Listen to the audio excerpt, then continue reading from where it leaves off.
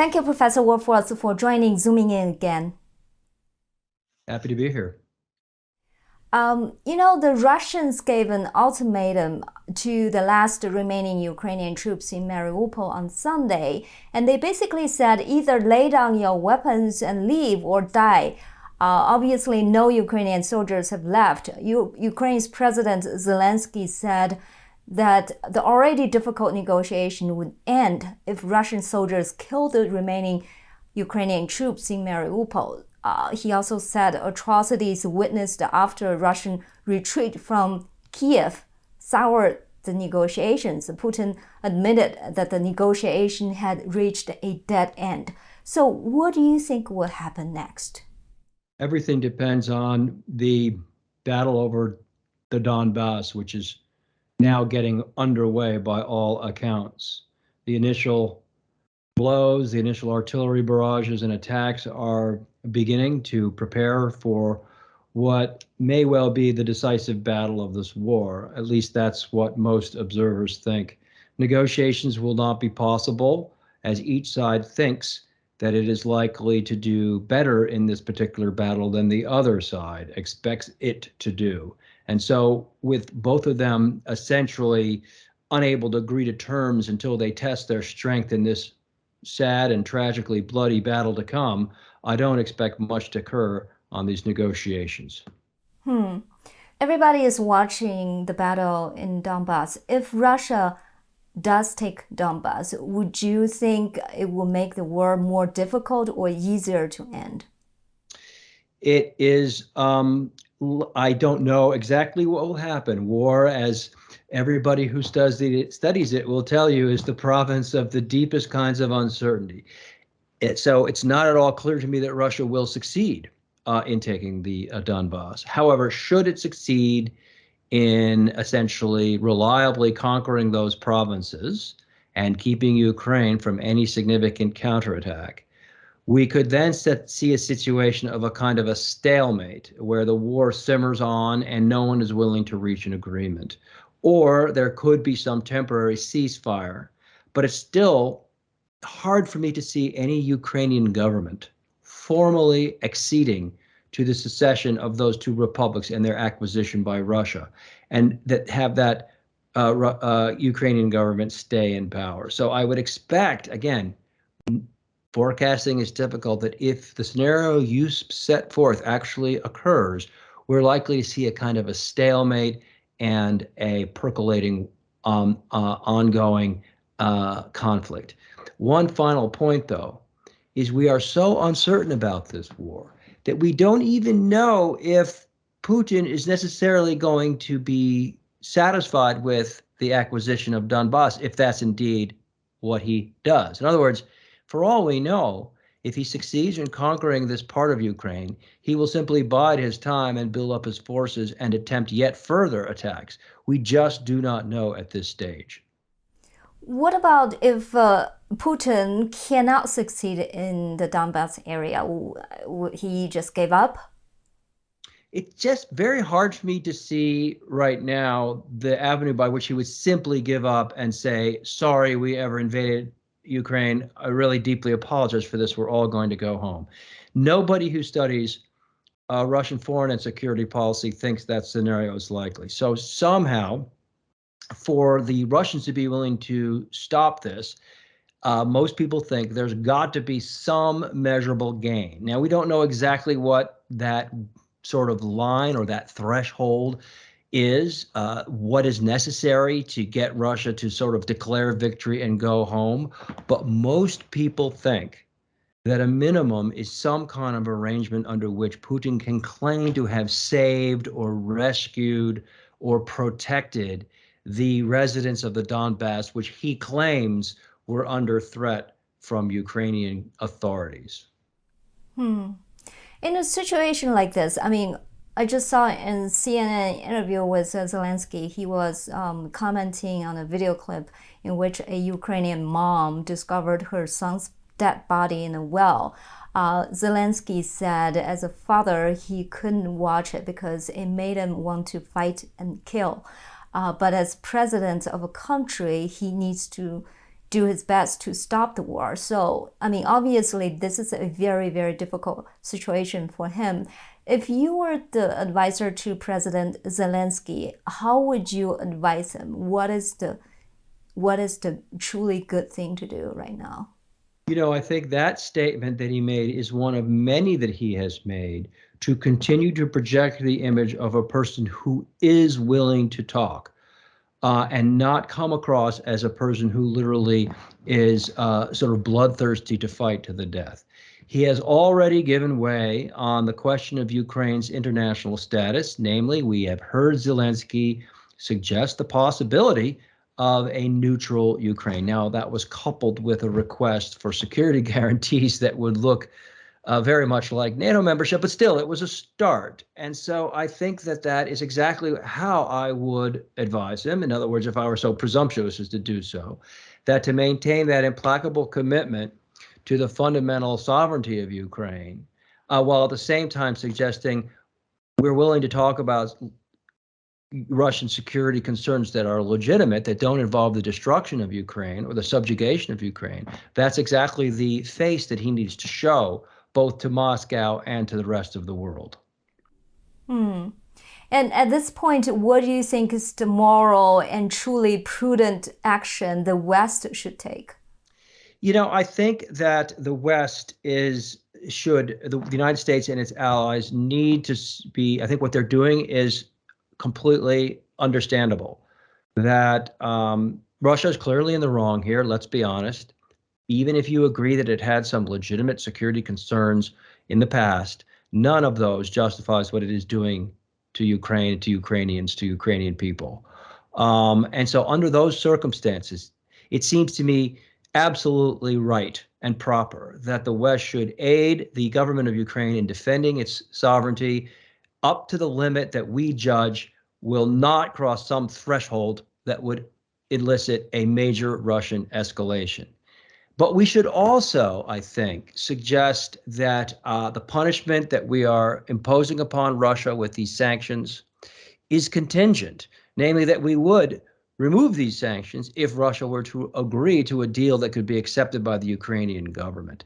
So I think we need to both raise costs on Russia, but also suggest a future in which Russia could live as a normal member of the international community if it only would revisit and this decision to invade Ukraine and accept some sort of reasonable settlement.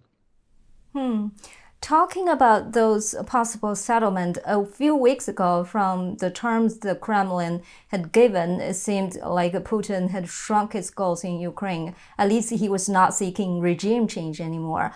Now it seems, I mean, as you said, the biggest obstacles are the ownership of of course, Crimea and the status of the Donbas area.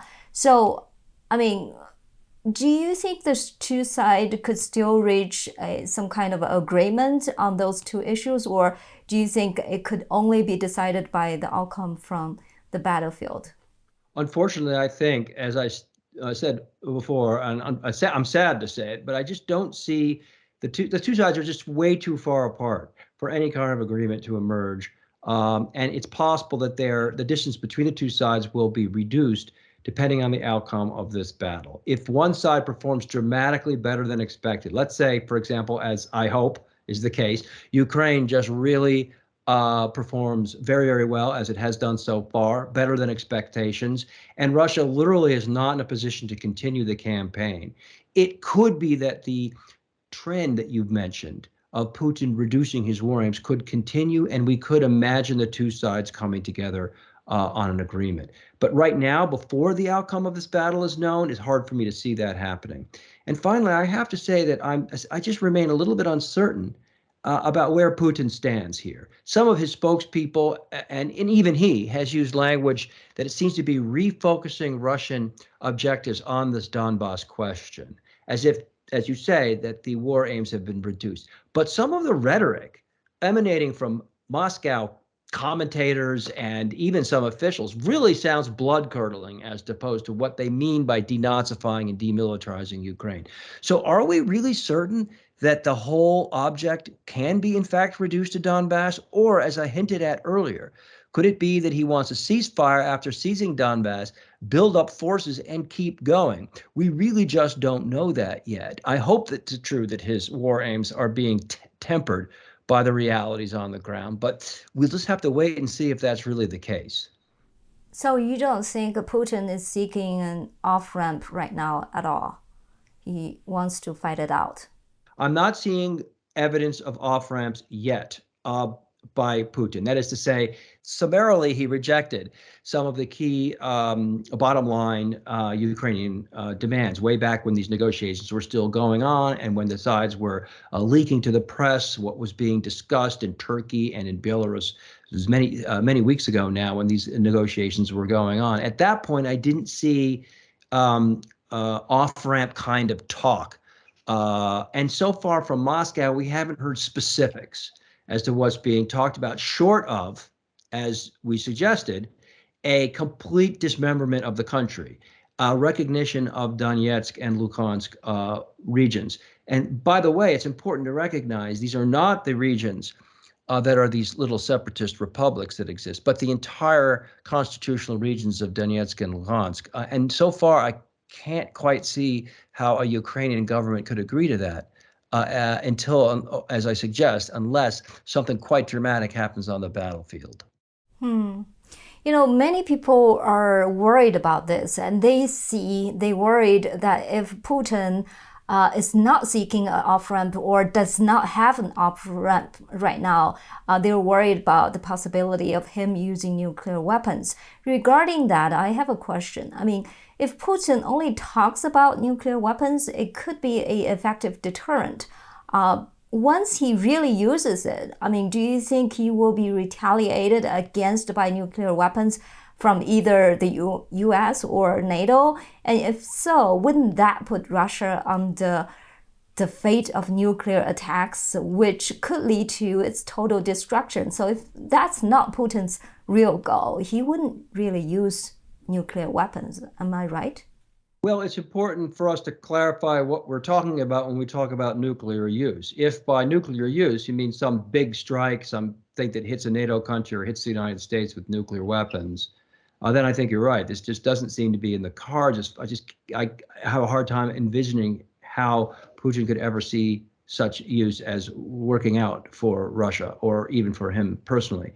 However, the scenario that most people worry about is let's stipulate for this conversation. Let us suppose that Putin actually really just cannot or will not or refuses to or feels unable to reduce his war aims and be satisfied with less than total victory in Ukraine, or at least a substantial victory. Let's suppose that's the case. We don't know that it's true. Let's suppose it's true. And let's suppose that Ukraine continues to do very well on the battlefield. And let's suppose the United States and the West continues to pour weaponry into Ukraine. Well, in that case, people worry he could resort to a small yield tactical so-called nuclear weapon in Ukraine as a kind of shock and awe approach that would somehow upset the apple cart and somehow lead to some sort of quick resolution or capitulation. And so then the question becomes, how would we, the West, respond to a small yield nuclear use inside Ukraine as a kind of demonstration or a kind of, again, shock tactic to try to bring some sort of resolution to the crisis? I think it would be very hard for us to escalate to nuclear use ourselves in response to such a small nuclear use on Ukraine. I also think that it's very unlikely that he will choose this. I'm just suggesting that it's, of all the scenarios discussed, it seems to me the most likely of a relatively unlikely potential. If Putin does use tactical nuclear weapons, and the US would not retaliate with the same weapons, then what does that lead to? Ukraine just has to surrender at that time because there's no way they can fight that way? I'm not sure. I think there may be ways of calling the bluff of Russia, of escalating in response to that to a potential tactical nuclear use against a non-nuclear power, namely against Ukraine. I think there are possible ways the United States and potentially its allies could escalate in response. that would be much more than we're doing today. So, for example, I believe it's quite like, so the economic sanctions front, believe it or not, there are economic sanctions that have not been used yet that could be pretty devastating to Russia. What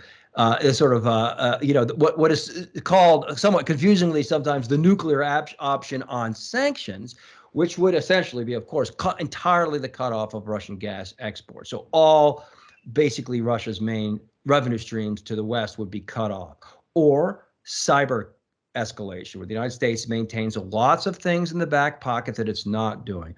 Or a conventional escalation, where the types and nature of intervention in Ukraine would increase, or possibly even intervention via actual troops. In other words, there are responses to a Russian escalation to tactical nuclear use that are not themselves replying with nuclear weapons that might be very, very, very bad for Russia. And so my hope is that that sort of escalation is sufficiently credible to deter Putin from even considering this tactical option. You talked about the West just totally cut off Russian oil export. You think in a nuclear scenario, the European countries would be on the U.S. side to do that? We can, agree on that. I do. I think scholars who study these things debate sort of the normative or ethical prohibition on nuclear use against a non-nuclear state. Sometimes this is referred to as the nuclear taboo. And people debate its strength. How strongly will the moral approbation of such use affect countries' decisions? And I think that if you look at this pattern of events thus far, you can see that as Russian actions in Ukraine get more and more extreme, and there's more and more civilian casualties, more and more innocent victims, you've seen a ramping up of the Western response. And if Russia then moves to a nuclear use, particularly as is very likely civilians are potentially victims, I cannot imagine German public opinion would not and simply compel the German government to reverse its position on accepting Russian gas, just to name one potential response. So I do think you'd see real solidarity on the part of the West in response to an unprovoked nuclear attack against a non-nuclear country, Ukraine, that is only trying to defend its own sovereignty. No good explanation on the part of the Russians as why they're doing this. So yes, my expectation is that would be a credible deterrent for Putin, and that therefore he's unlikely to do it.